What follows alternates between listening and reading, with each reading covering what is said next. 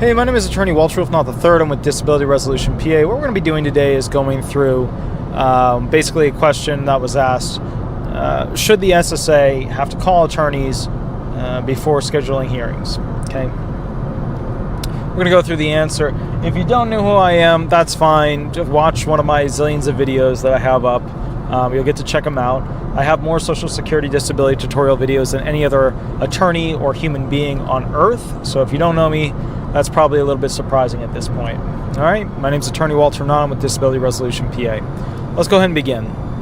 The question that was asked via NOSCR, Volume 38, number, 8, August 2016 issue, page, I believe, 9. Yep, page 9. Many hearing offices have stopped calling attorneys to confirm scheduling of hearings, a significant step that avoids schedule conflicts, okay?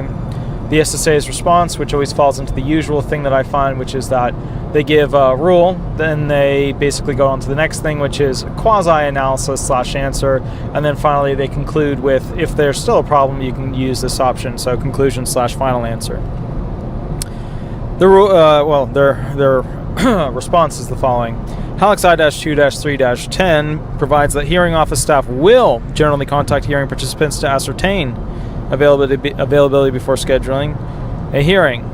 Many offices have worked out processes with representatives to obtain schedules, eliminating the need for a call. We encourage representatives to contact local hearing offices, management if they have concerns with scheduling. I've spoken with quite a few, about, 7 recently. This is including a small amount of time. It's much more than that over a period of longer amount of time. But 7 attorneys about this very same question. Because we will sometimes from the Jacksonville office, which I'm not happy with at all, the Jacksonville ODR office, get a notice from them, no call, but it'll be a notice, hey, the hearing's going to be on this date. We don't get this from the local Orlando office. The Orlando office for ODR is pretty darn amazing. They're really good. But the bottom line is that sometimes we just will not get a call. The offices that are really responsive and do call us, we have the best luck with scheduling with them. About 1 out of every 10 that is basically scheduled without a phone call will basically work out. But 9 out of 10 times, the problem is that if something is scheduled and we don't have a phone call at the firm, it's not going to work out. We're going to have to reschedule it. And the reason why is I'm in hearings all the time. Many, many times a week, many, many times a day. I'm in trials all the time. So the problem is how, which is why you always see me making these videos in the car, because I'm driving to some place making a video. So the problem is, how am I supposed to make my schedule magically work for their schedule if they don't give me a call ahead of time? Their answer falls into, like I said, that kind of categorical response of rule, analysis / answer, and then conclusion with final answer if you have an issue. Starts with the rule, Halex, then jumps into the, we've worked out a lot of processes with most representatives. I've spoken with like 7 attorneys recently about this. They have worked out 0 processes with every single one of them. And I'm talking about attorneys that are the bar chair of this county or this and that do this work. The guys that of all should have some sort of process. The process with my office is very simple. They call, usually with a couple, 3 or 4 hearings that need to be scheduled, and then we go ahead and work out the times and dates for all of them. That's how we do it. But that's directly in conflict with their answer, which I don't think is a fair answer in the beginning because it's not a true answer, in my opinion. I'm gonna put this one on the disingenuous meter. I'm gonna say this one's a full disingenuous. Okay. We're taught not to say it's a lie or blah, blah, blah like that, but certainly my area of practice for disability law, certainly in my geographic region, this one does not hold up. And here's the reason why. They basically said many offices have worked out processes with representatives to obtain schedules. In fact, they've done the opposite of that. Not too long ago, a year ago, they would not tell attorneys or the claimants which judge they had until basically the day of the hearing. And the reason why that is that they did not want attorneys only being available on days that certain judges would be available for scheduling purposes. because then the attorneys would always pick high percentage passage rate judges to be available for, right? So in fact, this whole, we have it worked out with processes with the law firms, in my case, in my situation, and the other 7 attorneys I asked, is completely wrong. It's erroneous. And the reason why is that they did the opposite. They said, no, we're purposely not going to, tell you this information, which is for that. Now, I understand it's not the exact same thing as scheduling a hearing, but it's part of it, because if they're not going to tell you, or if they're not going to say to the law firm, hey, what days are you usually available? Well, I'm usually available on Monday, Thursday, Friday, right?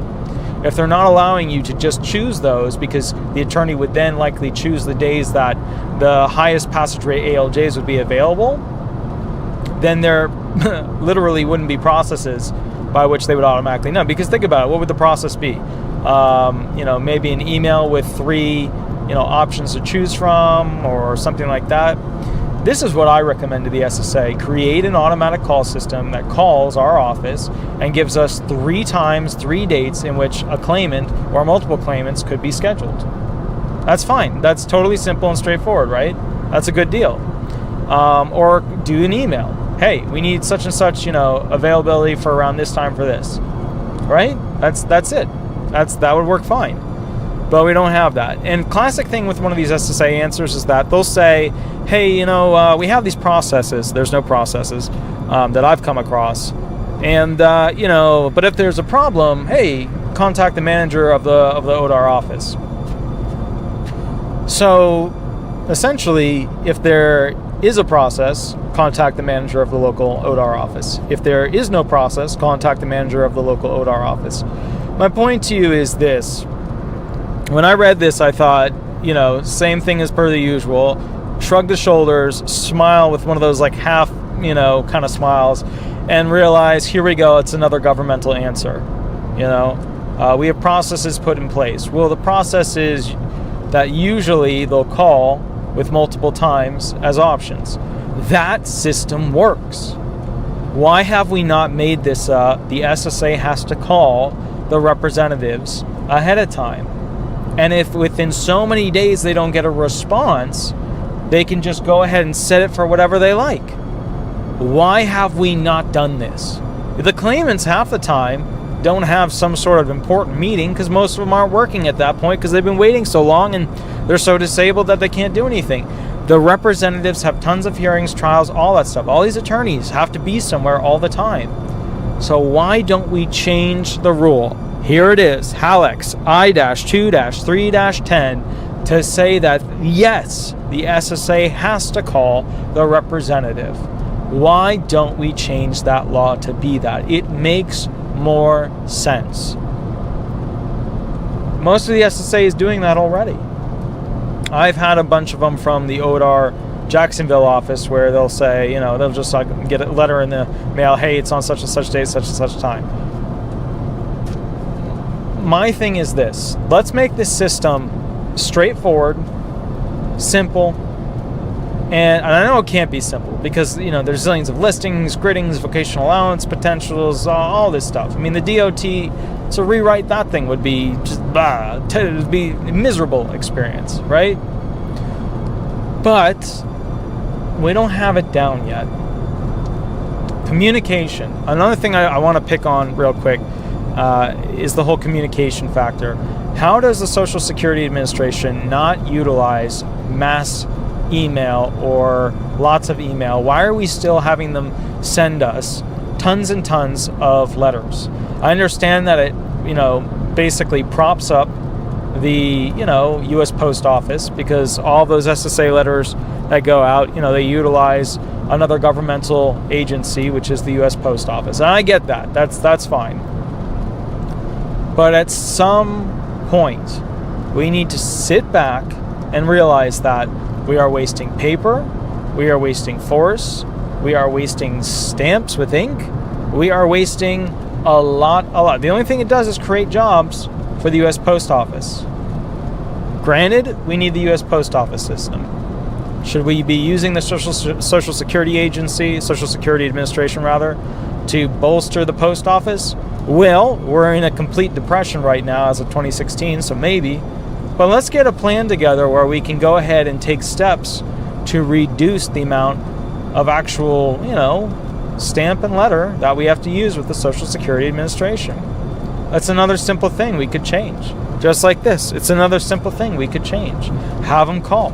If they don't get back to us within 5 or 10 days, cool, just schedule it for whatever day. The attorneys will call back. It's tough, and I get it, and I know that in order to make a law inside, the government, it's difficult. And in order to make a law/rule for a governmental agency is extremely difficult because there's so much red tape. I understand that. And the red tape is there so that we don't have laws that create real problems and discriminate against people or discriminate against systems or unbalance things. I get it. But if we just utilize email better and we just have them, they could email us 3 options for a particular claimant. It could be simple. Point and click. If none of these work, call this number, or here's 3 more. Point and click. So anyways, I'm attorney Walter Hnot. Just my thoughts on that particular question that was asked as part of that Nosker book.